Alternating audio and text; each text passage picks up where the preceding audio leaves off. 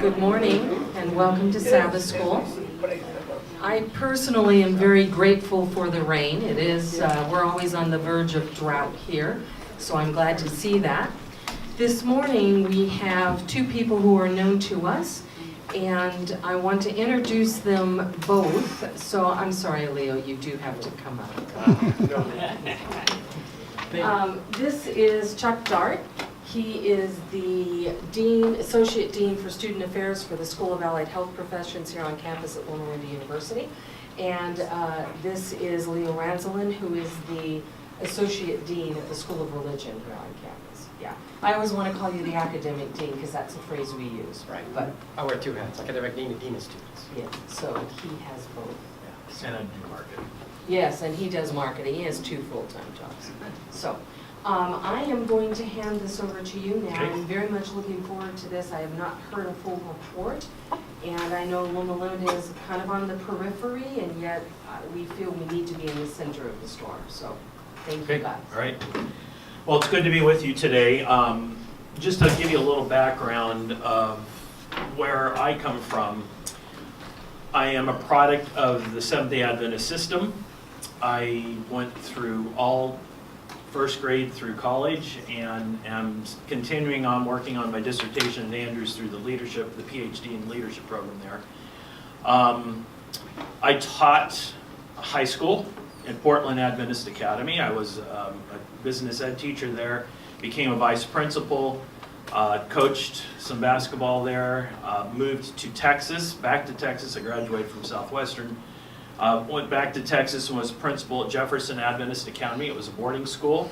And then moved to California in '88 and was principal of a K-12 school, San Fernando Valley Academy. In '91, I started at La Sierra University, and I've been in higher ed ever since. La Sierra for 8 years, Andrews for 3, and now this is my 17th year at Loma University. I am working on my dissertation right now. The title of it is Marketing Seventh-day Adventist Higher Education, College Choice Motivators and Barriers, and it's a take two. Vanita Sauter did the same type of research in 2005 and 6, and I want to see where we are now in 2018. So I'm working on that, and when I heard that we were having the Chicago Summit, I really felt like I needed to be there because this is some of the stuff that I've been looking at for several years. I'm going to give you a history of the collaboration with colleges, Seventh-day Adventist colleges and universities from about the 70s. And I'm going to show you a little bit, tell you a few stories about what we did or didn't do and where we are right now. And then Leo is going to come on up and talk about the summit itself, and then we'll have question and answers. But I want you to understand that over the last 30 or 40 years, we have started to work together on some things. Some things we're doing very well. And this is just on the enrollment side. I'm not going to talk about the academic side, although I know a few incidences as well as on the finance side. So to give you some history. In 1970, if you were in an academy, nobody ever came to talk to you about going to that college. I was graduating from Chisholm Trail Academy in '72. Nobody from Southwestern, at the time Adventist, had just turned to Southwestern Union College. It had just switched in '69 from Southwestern Junior College to Southwestern Union College, and nobody came and talked to me about going to that school. But you think about it, if you went to an academy, you didn't even think that you weren't going to college. At least I didn't. I was just ready to go on up to the university or to the college. No recruitment was taking place. You might have some pastors bringing some students into the school. You might have a few teachers going out and seeing somebody at an academy because they were there teaching a class or something, but very rarely did you have anyone coming to an academy and talking to you about going to college. In the mid to late 80s, we began to reach out to people. I was teaching at Portland Adventist Academy. the chair of the business department would come down and talk with me and then talk with some of the students. But that was it. There was no main recruiter. And he was trying to get some students from Portland to go into business and go up to Walla Walla. Our association in the 80s and 90s was the Adventist Association of Collegiate Admissions Officers and Registrars. In other words, ACOR. And when you look at that, you don't see enrollment in there anywhere. You don't see recruiting. It's the registrars and admissions people. But that's kind of where it started, was with admissions. So in the late 80s and early 90s, most of the Seventh-day Adventist colleges and universities had some type of office. It was either an admissions or an enrollment that would kind of oversee some of the recruitment process. And when I started in 91 at La Sierra, there were a lot of rules. We had borders. In fact, thou shalt not go into someone else's territory. If you were at one school, you couldn't go to another school. But here was the problem. We had those rules, but the parents and the students realized that you could fly over the border. They didn't reach all the way to heaven. And planes could fly through that, and so they could either climb the wall or drive through the wall or fly over the wall and come and visit us. And so we finally said, okay, if a student contacts you, you can have communication with them, written communication. That was, and maybe phone calls. But that was about it. It was pretty strict. In fact, I remember one time I was in my office at La Sierra, and there was a phone call that Cindy Perez, who was my office manager at the time, took, and it was from an irate colleague of mine at another school, just berating her that we would reach out, we would send a letter to one of the students in his territory, and so she was very cordial and was able to handle the phone call, and I told her next time, look, just have them come to me. You don't get paid that much to take that. It was about an hour's worth of upsetness. And over somebody that was looking at La Sierra because we had that particular major. Not all the colleges had the same major, obviously, and so they wanted to come to La Sierra. We started, I'm thinking it was probably the it was early 90s. I don't know if you remember the College of Technology at Andrews, Wes Schultz. If I mention that name, some of you might know him, Dr. Jerry Coy. Wes had been kind of the dean of principals. He was at Blue Mountain Academy. He actually took my dad's place when we moved there in '64. Was there for years. I think he went on to Great Lakes Academy, and then ended up as dean of the College of Tech. When you think of our colleges, and you think of what we used to have, we had dairies, we had auto mechanics, we had things like that. All of a sudden, schools started getting rid of those. La Sierra's dairy, I don't think we have that anymore. So what happened was they said, hey, look, let's go to all the academies in North America and tell all the seniors that Andrews still has some technology. So when I was here at La Sierra, Dr. Coy and Russell Laird from PUC would come into our territory. I would take them to the Bible classes and say, hey, look, I'm from La Sierra. You see me. I'd love for you to come to La Sierra. But there are some careers out there that we don't offer at La Sierra. Would like for you guys to know about it. So Russell and Jerry would talk about technology at their schools.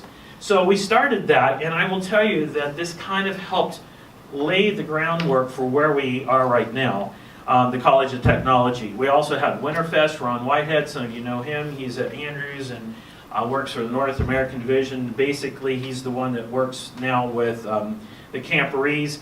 He started Winterfest, and so that was a destination for a lot of academies, and the colleges started going there to recruit students. There was the Acrofest, there was athletic recruitment, the Pathfinder Camporee. Several things were starting to take place in the mid-90s. I was looking through some minutes from AEA, and I wanted to bring to your attention some of these. It's kind of interesting. My first ACRO meeting, I was at last year, went to Southwestern. In 1992, in April, we voted not to provide college fairs within each union with all SDA colleges unless individual unions chose to negotiate with each other. And we're trying to work together. But we voted no. Thou shalt not do that. You can't come into my union. In 95, there was a letter by Kermit Nedeberg. Some of you might know that name. He was the one in charge at Andrews University. And he wrote a letter to the then president of ACOR saying, hey, look, we need to talk about this because I'm concerned of financial cost. And he believed that we were trying to out-scholarship everybody. So it was a bidding war that we would have. Come to our school, we'll give you a certain amount of money. Come to our school, we'll give you more money. And so that was something he was concerned about. And then he also was looking at how many people weren't coming to the school, to Andrews, and it was between 50 and 60% of the students weren't coming. These are academy students. And only 9 to 10 were going to Adventist schools. The others were going to public school. In 95, you can see here only 6 VPs at the colleges and universities. They were either directors or something else. So in 95, we're looking at what are we going to do with enrollment. We had a meeting in 95 at PUC. They were exploring different markets, and they discovered that, oh, there are Adventist students not going to academies. We hadn't really touched those. Why? It was easy to go to the academy. That's where, your biggest bang for your buck. You drive however many miles, fly wherever you need to go. You go see a Bible class that had 20, 30, 40, 50 or more seniors. Why would we go to public schools where you'd have 1 or 2? We just didn't have the resources. We hadn't even thought of that, really. So they brought something on that, and then they also talked about, should we look, this is in 95, should we look at actually recruiting other faith-based students, other Christian students to come into the Adventist market. I don't know if any of you remember seeing this. This was in the early 90s. A good friend of mine, Stu Tyner, and Bailey Gillespie helped put this together. It was the College Net magazine. It was great. It listed all our colleges on it, and it had cards that you could fill out, and it had an application, and it was so amazing. It was great. Problem is, we didn't get any new students. We were already going to the academies, so it didn't do what we wanted it to do. It gave us names, but it didn't give us good names, and we were paying a lot of money for it. So there was a question, should we continue with this? And I'm going to add one more in here, the GC booth. So here in the mid-90s, late 90s, the enrollment people are getting together and saying, why are our presidents making these decisions and not talking to us?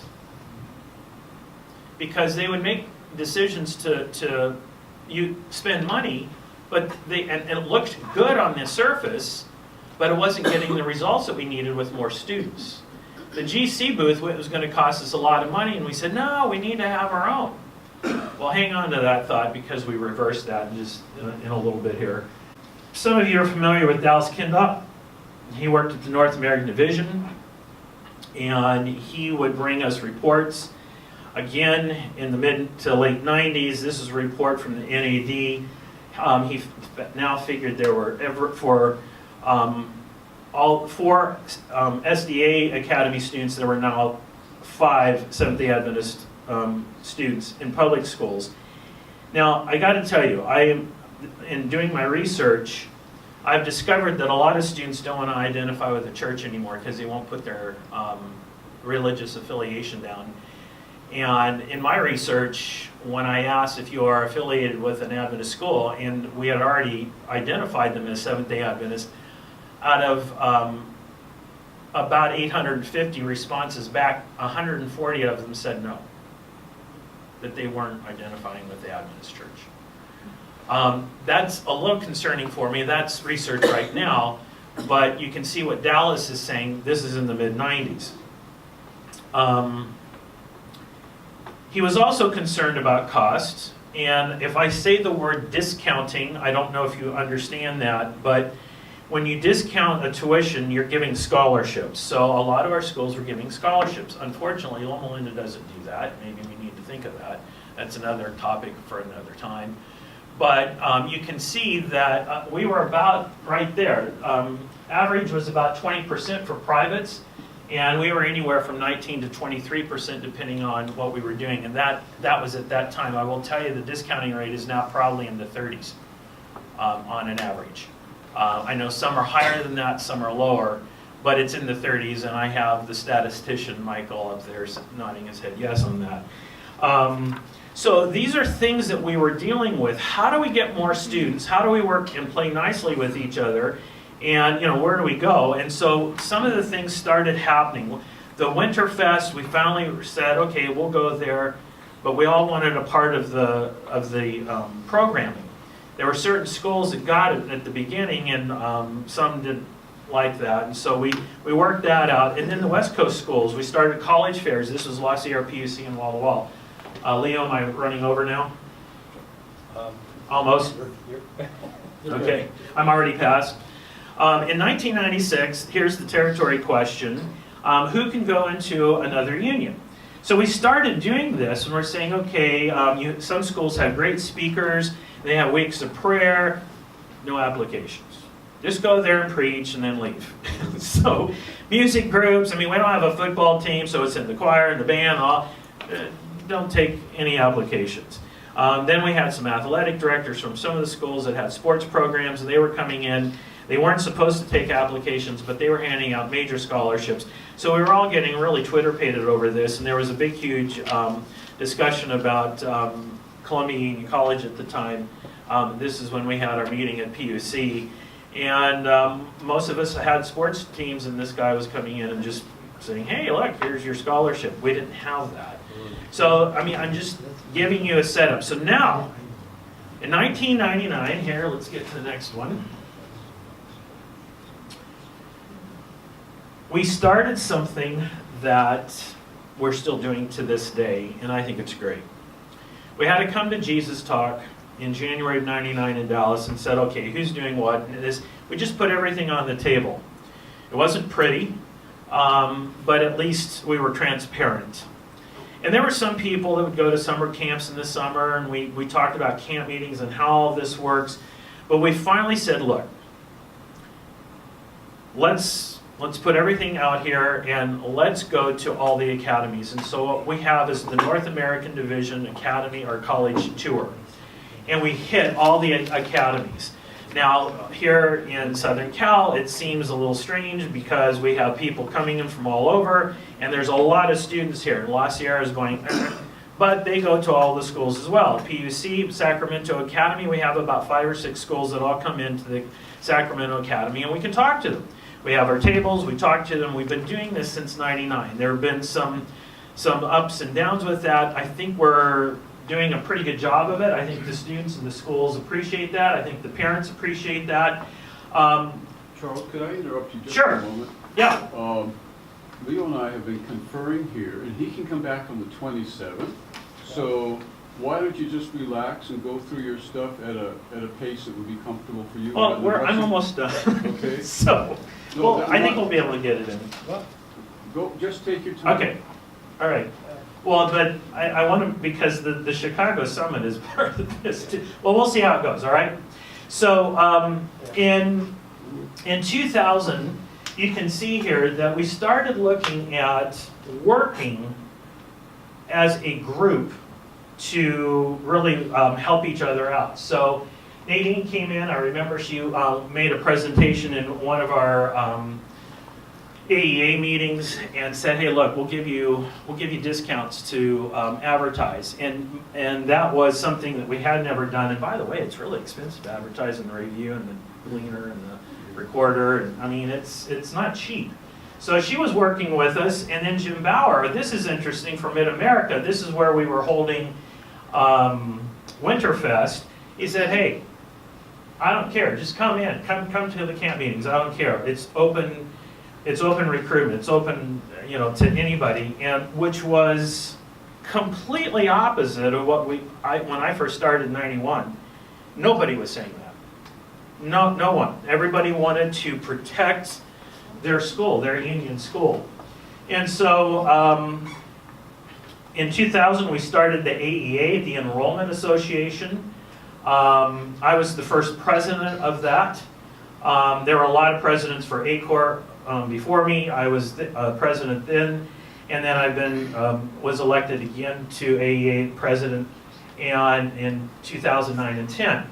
So there's a lot of my colleagues that have been part of this, but in 2000 is really when we started to say, hey, look, we're now an enrollment group, and this is what we need to do. And one of the questions was, how do we work with our presidents and our academic provosts? In 2003, the ACU, the Association, the Adventist Association of Colleges and Universities, was formed, and this is made up of the president of the college university, the provost or academic dean, and the financial VP person. And they looked at some initiatives that they wanted to work together on. So now AEA is starting to work together in 2000. ACU has been formed in 2003. And one of the things they said is, we need more Seventh-day Adventist students, period. And they went to a person, Vanita Sauter, who is the Vice President of Enrollment Services at Southern Adventist University at the time. Right now she's the President of Union, to say, hey, look, would you chair a joint marketing committee? What can we do to get more Seventh-day Adventists? So in 2004, the joint marketing committee was formed with AEA members. She did her first research, and this is the research that I am looking at to see how it compares. So in 2005, she did her first research, got some information, and we started working with a company. We hired a company to help us do mailings to seniors, juniors, and sophomores, 3 different campaigns. They came up with kind of a website. They were sending all of us the same leads. And then in 2006, as we were looking at going around to the academies, we said, all right, so we're missing something. We're missing the high school SDA student, because we're going to the academies. So can we have community fairs in the evening? Well, I don't know if you have students here at Loma Linda Academy. We have a community fair here on, I think it's a Tuesday night. It's the first week of our school. It's in October. But mainly what happens is the students and the parents will come back. We're not pulling in a lot of students from outside, but we know that there's a lot of Adventist students that go to Redlands high schools and the different high schools in the area, and that's time for them to get in to talk with us. So we started the community fairs. I will tell you, they have not been that successful. You usually have them at a church. The church needs to promote it. We've even put out money to advertise for it. But a lot of times we would just be talking to ourselves, and the numbers of recruiters would be about the same amount that would show. Some of them have been good, but most of them haven't been as spectacular as we would like. And then this is the biggest thing. In 2007, we came up with a website. Have any of you looked at it? It's an amazing website. AdventistColleges.org. It lists every single Adventist college in the North American Division. It has maps. It has their websites. You can get literally on their website and look at all the stuff that they have. So all of our websites are collected there together. We also came up with a common application. This was rough. Think about it. This school wants this information in an application. This school wants this in an application. And so you had, at the time, 14 schools trying to figure out what are we going to say in an application. It took some work. But we were able to do that. So now students can apply to 3 different schools free. Loma is not part of that because we don't take freshmen. So that happened in 2008. And in 2009, and I will tell you how the Joint Marketing Committee ran. It was somebody that would be, we would elect them. And Vanita was on it, Rob Weaver was on it, Don McKellen from Florida was chair. And one year I was talking to Rob and I said, Rob, tell me when you work on this part of your life. Because he was VP for Union. And he said, and he was stuttering, he was starting to answer. I said, you work on Sundays, don't you? And he said, yeah. I said, it's not fair to your school, it's not fair to you. We need to hire somebody full-time. So we pushed that. We went to ACU, and there was a person that they decided that we'll go to them and ask them for money. And they gave money for 3 years salary for this. It's been now managed by all the schools. Rob just retired, and Mark Grundy, who's the vice president of Southern, has just taken over as of the end of September. So Mark Grundy is now the vice president for marketing, and he reports to ACU. And Gordon Beats is the executive president, and he's the one that put together the Chicago Summit. We have now moved from joint marketing to some initiative stuff, and then I think this is my last slide. So when you're looking at what's happening right now, when I was president of AEA, Andrea Lexton was president of ACU, and I was up visiting Berman University, Canadian Adventist University College, and so I went over and talked to her. I said, is there any way we can work together, the enrollment side and ACU? And so she thought for a bit. She said, we're going to have a retreat down in San Diego. Why don't you come on down and present something? So I went down there and talked to them. And so the next year, we were able to meet with them. This was a time at Washington Adventist University. We met with them. They weren't sure exactly what we needed, but the point is if we're going to be talking about budgets and enrollment, we needed to talk with the people that were actually handing out the bucks and the people that would make the decisions. And so we actually had a joint time together, and we talked with Royal and Company. This is the company that we're with right now. It's out of Virginia. And we actually came up with a contract, and I will tell you it's about $500,000 a year. All the schools put something in. They're the ones that run the website, the application.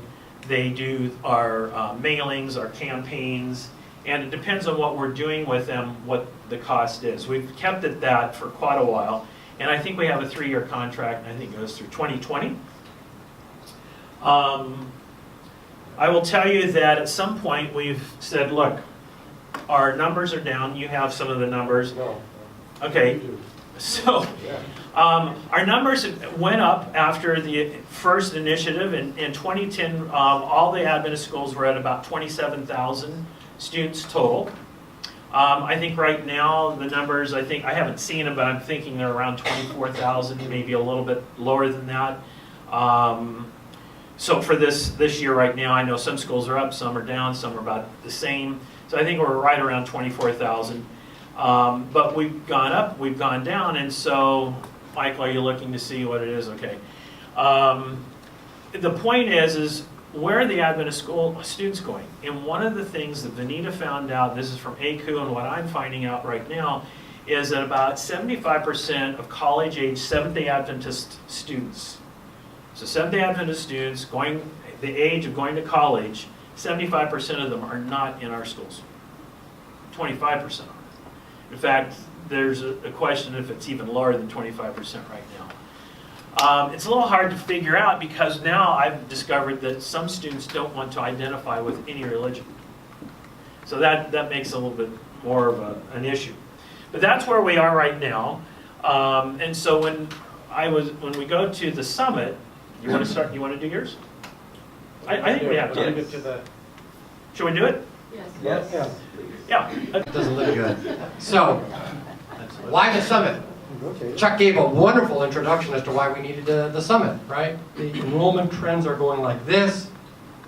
I just read a stat yesterday that said something along these lines, that up through like 2025, the average number of graduates from high schools is going to decrease 2 to 3%, but from those who attend private schools, 29% through 2025. And then when it gets to 2025, it's just like off the charts. It's going to go like this. So Adventist educators realize we are really facing it, and we have a massive crisis in front of us. So we need to do something. Hence the need for a summit. And so we all know there are the 13 NAD colleges and universities and their locations. And so what I wanted to share with you briefly here this morning is, bring the book up here, that we were expected to read prior to the summit. It's called Consolidating Colleges and Merging Universities, New Strategies for Higher Education Leaders. If you're interested in this kind of stuff, simply a must read. Great stuff in here. And I think I've selected some content from 2 of the chapters out of this book that are apropos and pertinent to our setting here at Loma University. So the first chapter had to do with collaboration models and closure models. And when the author spoke of collaboration models, he listed 6 of them. And the one I want to focus in on particular is this joint venture between DePaul University and Ranzolin Franklin University of Medicine and Science. Because as I said, it's very relevant to our setting here. So these schools got together. Well, I should say something about them. DePaul University is a private Roman Catholic university located in Chicago with an enrollment of about 23,000 students. Ranzolin Franklin University of Medicine and Science, also a private interprofessional graduate school located in Chicago with an enrollment of about 2,100 students. And there you see the list of the 5 schools. So they got together and came up with these 4 initiatives. And the one I want to focus in on particular is the first one. The educators at DePaul University says, you know, we ought to create a curricula for students here at DePaul that will give them an advantage and a pathway to go to Ranzolin Franklin's graduate and professional programs. And so they created this multidisciplinary degree that is growing like crazy, where students take that in order to give them an advantage to apply to the professional programs of Ranzolin Franklin. It's working really great. There you see the other 3 initiatives have to do with strengthening academic programs, creating collaboration between the faculties, and finding additional research funds for the 2 schools. But the important one was the creation of this curriculum pathway on the part of DePaul University. So that's the first chapter. The second one that I think is relevant to our setting has to do with systemness. And this chapter 4 is focused on the SUNY system, that is the State University of New York. I was just fascinated by this chapter because this state has 64 schools that is a mixture of research universities that grant doctorates, there's liberal arts colleges, community colleges, technical schools, health science centers, and land-grant colleges. And each one of these schools has a president and a provost, and they report to an 18-member board of trustees, which oversees the entire system. So here's a picture of the SUNY system, all 64 schools, and you see, if you're a high school grad, no matter where you live in New York, you have one of these schools close to you. So they also came up with 4 initiatives. There you see the list of the 4. The one that I'm particularly struck with is the last one there, in which they created this seamless transfer mechanism where close to 30,000 students in the state of New York transfer within those 64 schools. Imagine that. So if you're you go the first 2 years of small liberal arts college, you can transfer to a major research university, and then vice versa. And it's working quite well. So in light of those 2 chapters, one focused on this joint venture between a liberal arts university and a professional graduate school, Rosalind Franklin, and then this amazing system of the state of New York, I came up with 2 questions that I think are relevant to our setting here at Loma Linda. Here's the first one. Might Loma Linda also seek a joint venture with another Adventist college and university similar to the model of DePaul and Rosalind Franklin? Would not such a collaboration provide for mutual faculty exchange opportunities, joint enrollments, transfer articulations, shared library resources, joint externships, and certainly we can come up with other related advantages. Now, I'm in conversation with a number of my colleagues in the School of Religion and others. I'm fascinated by the history of Loma Linda. And those of you that are aware of it know that Loma Linda used to have it wasn't actually a joint venture, but we were together. La Sierra University and Loma Linda were together until 1990. Something happened there. When I studied this chapter about DePaul and Rosalind Franklin, I just thought, wow, ought we not to think about a joint venture with La Sierra? It just seems to be the natural thing to do. And then, the chapter on systemness, could we not come up with a comprehensive system for our colleges and universities? Chuck noted in particular the challenges that we have because of territoriality, the unions, and this lack of desire to collaborate across the North American division. But when I read this chapter of the system of the state of New York, if they can pull it off with 64 schools and an amazing complex situation, surely we can come up with something, right? And so that is what, if you will, led to the summit. Sorry that these are upside down, huh? Anybody know how to turn these around real quick? Just do escape and then rotate it. Okay. Choose picture. Just click on the picture. Yeah. Okay, now Then go to the left. Left. Okay, the little circle. There you go. And just rotate it. Push it up. Just take your cursor and go. Click on it. And then you go. There you go. There you go. Take it all the way around. Yes.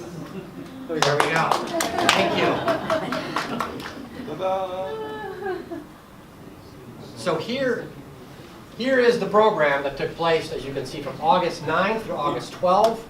Look who gave the keynote address, our very own Dr. Richard Hart, on Thursday night. And then on Friday, we had representatives from these organizations called Credo, the Barna Group, the Center for Creative Ministry, where Monty Celine and Paul Richardsons came. Dr. Richard Osborne, who's with WASC, brought a number of his associates to talk about some collaborative processes and partnerships that he's been involved with. And then 2 presidents here, Andrea Luxton and Anita Sonder, also shared with us the collaborative processes that they're currently involved with some of our schools. Certainly nothing like you see there in the SUNY system. And then I think on Sabbath morning, if you ever heard George Knight, he gave a stirring homily with respect to Adventist higher ed. And then on Sunday morning, we all got together. There was over 100 delegates. Almost all the presidents of our schools were there. Almost all the union presidents were there. Each school had a team that was there. I think Loma Linda had about 15 persons there. And we got together and says, now what? What are we going to do? And so we discussed and debated and we voted that document that you have there in front of you to move forward to tentatively approve that Chicago Declaration, which is essentially to begin to think, believe it or not, about an Adventist college system. That was the vote. And they gave that task to ACU. And so ACU, Association of Adventist Colleges and Universities, is going to get together and, from what I understand, create a committee of 8 or 9 persons to move forward, to craft a vision to see if this is indeed possible. So that's where we are at today. So. I kind of liked it the other way. All right. Okay, at this time, we'll entertain questions, and you still have the lapel, right? Okay, so, okay. And Laura, you'll help me be my spotter. Why did La Sierra and Loma Linda Split community. There.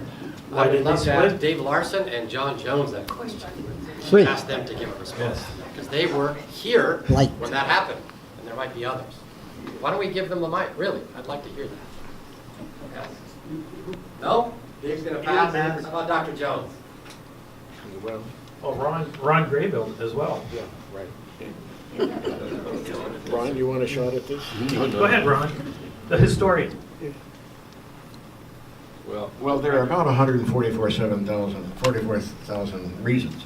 But just to quickly cut to the chase, and I'll invite Ron to flesh this out a little.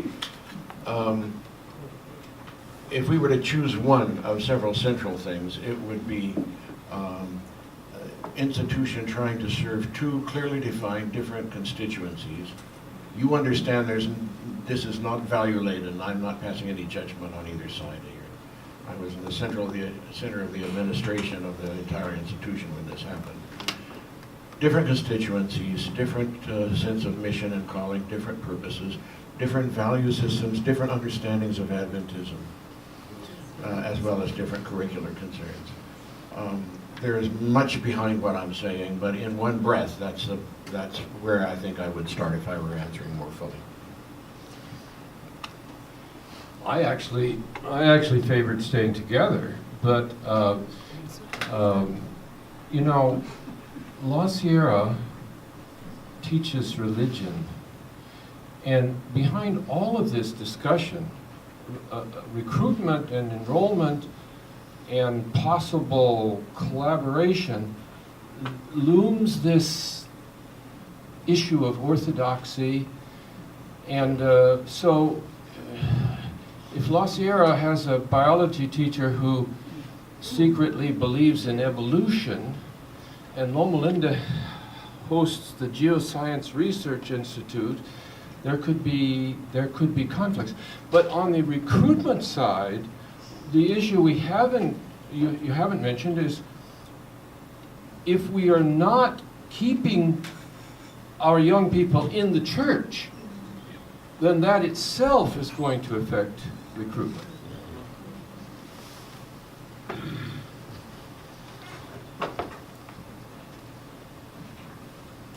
Before us, can you hold a second? Laura also was here when that occurred, and she had, I think, would like to share with us her take of the. I would only add two things, and that would be faculty governance and pay scales. Yes. That was good. Yeah. As a student who was at La Sierra at the time that the initial meetings were held for something that was called consolidation in, I believe it was the fall or spring of 1986, the triggering mechanism was the idea of moving the two campuses together, and La Sierra would move to Loma Linda. That did not fly with those of us who were students who were loyal, you might say, to La Sierra and the idea of La Sierra. There were definitely two different environments in between the two schools, and so there was this feeling that we would be losing something precious if we somehow combined with Loma Linda and moved to the Loma Linda campus.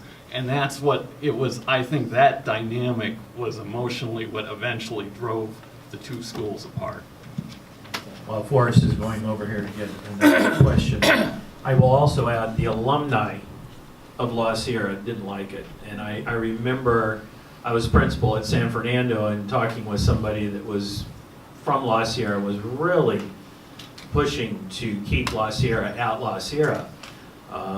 So yeah, it wasn't just the students, it was alumni. And you have to, when you think about this, all the alumni really have to buy into it, because they're the supporters of the schools. You can't just get rid of a school and we all combine. You still have to have that ability to say, hey, look, this is still the Walla Walla campus or the PUC campus or whatever for the alumni. Otherwise, it's really going to go down. Well, I was on the board of La Sierra when we very first divorced from Loma Linda. And so a lot of people were there and came to sometimes vent a little bit and congratulate us on now we're starting a new life. But there are, what can I say? In every marriage, there are tensions that tend to pull apart, as well as things that tend to keep people together. And I think in this arena, it's the same kind of thing. When that which is pulling us apart overcomes that which keeps us together, then we split. And I wonder, I've often thought that consolidation would be great. Every time we had a board meeting, we had to hear from the union president about what PUC was doing. And we couldn't do anything different from or pay any differently from PUC, for instance. And then we had Loma Linda, who poaching, we felt, because of the pay scale. We would have someone, a PhD in some field, and Loma Linda needed that person or thought they needed that person. And it wouldn't be long before we would, and you didn't have to move very far. So there were all of these things that slowly began to build until finally the tension, the things that kept us apart, made it overcame what kept us together. The other thing is that I think what we don't talk about is the loss of commitment to the mission of the church. And I think this is what Ron was saying. When you don't keep the young people in the church, then you don't keep them in schools. And that is our fundamental problem. Or if I could just respond to that real quick, and that is this. Again, this comes from the chapter. Let's make clear that La Sierra and Loma Linda were united. They were one school, essentially, right? Mm-hmm. Full-blown merger, if you will. What I suggested here is a joint venture now, in which both entities still retain their entire independence, but there is some strong degree of collaboration. Really have a question, I guess, for everyone, especially the two of you there in the front. I mean, the spirit right now is to move toward some greater collaboration, maybe even some kind of consolidation. But I was here in the late 80s when we were going through the divorce. Just a couple of notes on that, by the way. Norm Woods, who was a friend of mine, told me once that if you had to boil it down to one issue, it really was salary. There was a huge salary differential, and you just start letting that, let your mind roll through all of the unfairnesses that resulted in. I think that there was also a triggering event when a letter was sent from some faculty members to WASC that ended up threatening our accreditation. And that was kind of the last straw over here on this campus, because that wasn't going to be allowed to happen. So just a couple of those notes. But the question is this, are we really worse off because of the divorce? I mean, I was one of the, the question was who would get the kids, and I felt like one of the kids. And shortly thereafter, I just took care of myself and went elsewhere. But I wonder, are we really, when I go to La Sierra these days and see the glorious developments there, I just think they look better off than they were. And sometimes if you have a bad marriage, a divorce may not be the worst option. Yeah. I think one of the things that, for me, is when I look at being a system, and I've been in this for so long, I've gone from one side to the other. But as I look at it now, you have to keep, like I said, the alumni happy. So the schools still need to have their uniqueness, but they could still be a system. And I think this is where Leo and I agree on, when you look at the system that New York has, could we do something like that in the Adventist system? Because a lot of students want to go to different schools and they want to transfer easily, and they really struggle with that.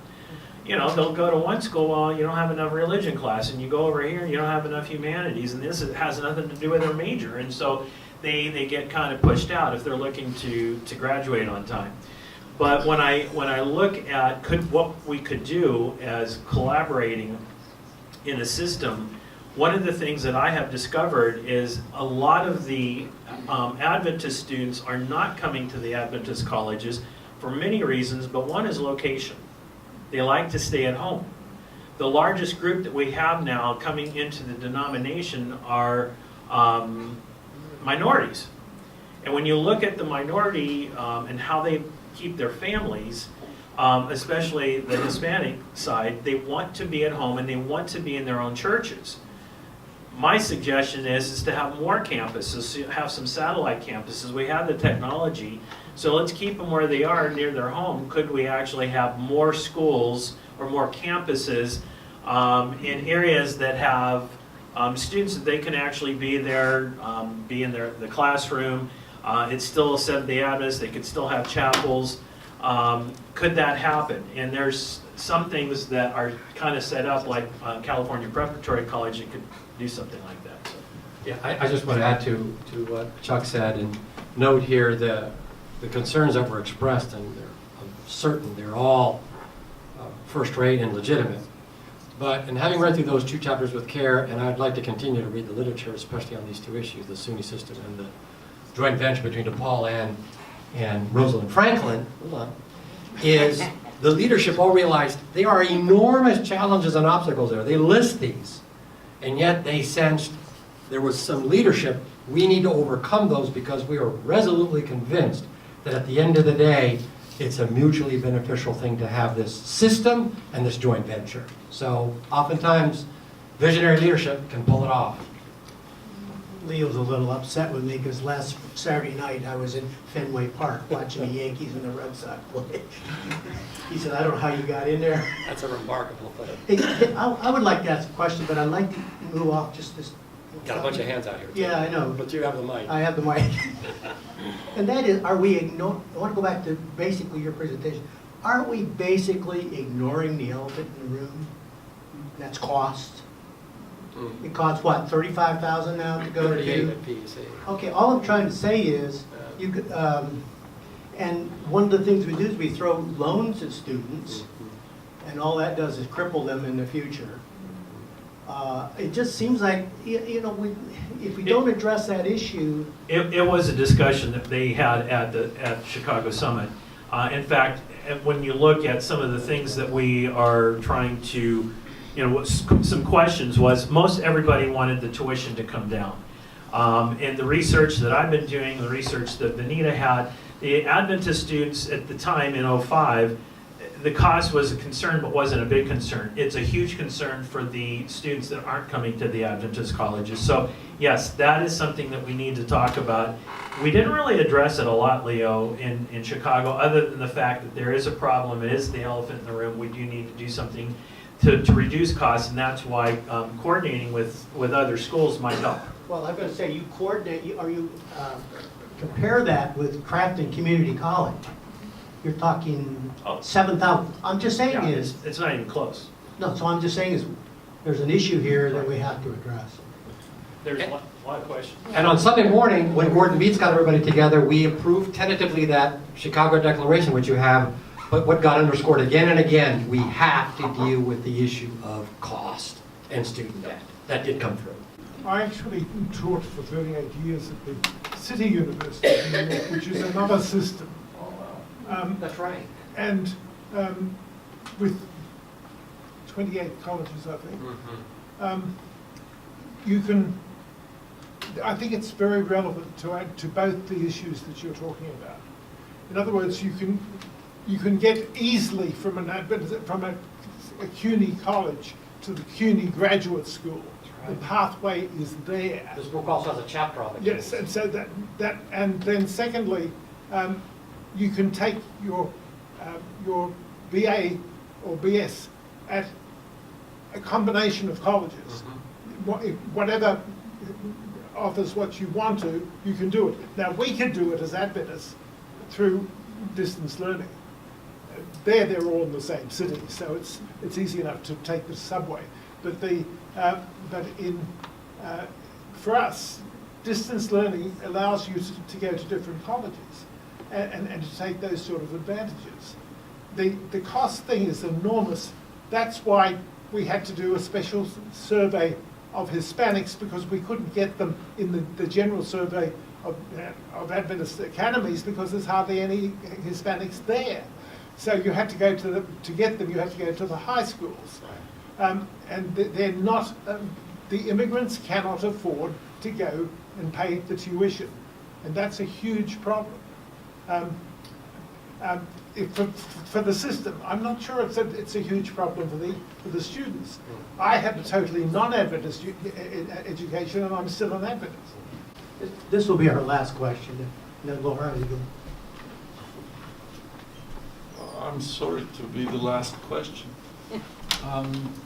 I never had the privilege of being in an Adventist school. I always dreamed of being able to do so. But I find this kind of set of problems that I now hear about almost, how should I say, disappointing. For a very simple reason. These are problems that can be solved if there is a will to solve. The reason why we have them is because we want to solve today's problems with yesterday's methods. That seldom works.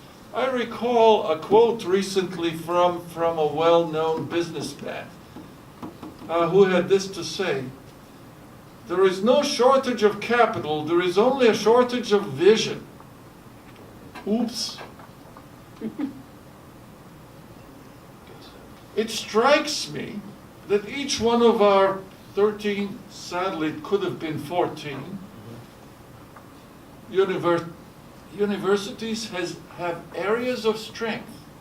Why not develop online programs in those areas of strength for each of the individual universities, colleges, and have them combined together for the people who are doing distance studies? Everybody benefits, and we can reach students which we cannot reach any other way. I mean, today's technology offers us opportunities which we never could dream about yesterday. Part of the problem with that is state authorization. We don't always have a business license to operate in those states, but we can work around that if we collaborate. We can develop some federal system. Time, my friend, time. Couple of minutes to summarize, both of you. Laura is giving us 1 or 2 minutes to summarize. So, real quick, in response to you, the educational trends are so enormous and significant that the literature is saying liberal arts colleges and universities under 5,000 students they are in an extraordinarily precarious position. That unless they're nimble and fast and figure out what's happening within the next 5 to 10 years, they will be toast. That's what the literature is suggesting. So let me close with this. The average Adventist kid that's 18-year-olds that graduates, unlike Susan and I when we graduated from Tacoma Academy, we were going to go to Columbia College no matter what. They're now asking 2 questions. How much is this going to cost, and how much debt am I going to have when I graduate? And once I obtain this degree, what are my employment prospects and the quality of education? We've got to address that if we want our Adventist kids attending our schools. Well, I like what you said, because I think there's a lot of people that have gone down that road. What can we do? Because we've presented some problems. The summit was trying to find some answers. I think ACU, in putting together their declaration, this is where we're going, should we start here, what else can we do? And there were a lot of suggestions in the room on how we can do it. And one of them was with education outside the classroom, outside the brick and mortar. So using electronics and using the technology that we have, can we get more students there? And that was one of the discussions. It seems simple, but like as John has said, and Ron, when you're looking at a divorce or a collaboration, everybody has to be at the table and feel good about it. And that's where we are right now. I think we're starting to do that. I felt good about the Chicago Summit, where I think all of us were questioning is, so next year, are we going to come back and still be at the same spot? But I believe Gordon is trying to move it so even before Christmas, they're going to have something that they're going to start working towards. So That's good news, a good note to end on. Our benediction. The Lord bless you and keep you. The Lord make his face shine upon you and be gracious to you. The Lord lift up his countenance upon you and give you peace. Amen.